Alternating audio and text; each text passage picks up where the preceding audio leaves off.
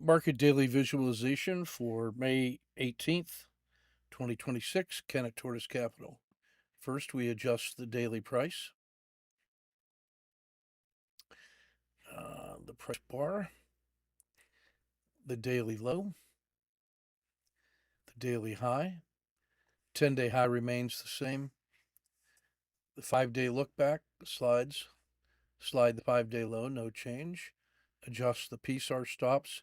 That's the RL30, that's the RL10. Adjust the 10-day. Adjust the 30-day. Adjust the 150-day.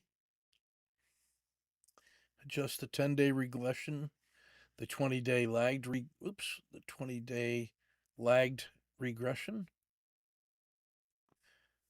We adjust the 30-day low and the 10-day low. The May projection looks pretty good. Yeah, that's the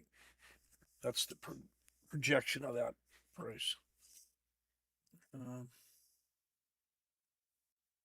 See what else we have. That looks like it. Buy on dip opportunity. Did not collapse today. Oh, the 150-day regression. That's the previous. They're actually the previous 120 days. Correct. And slide the date reference day here, and that's how we frame that.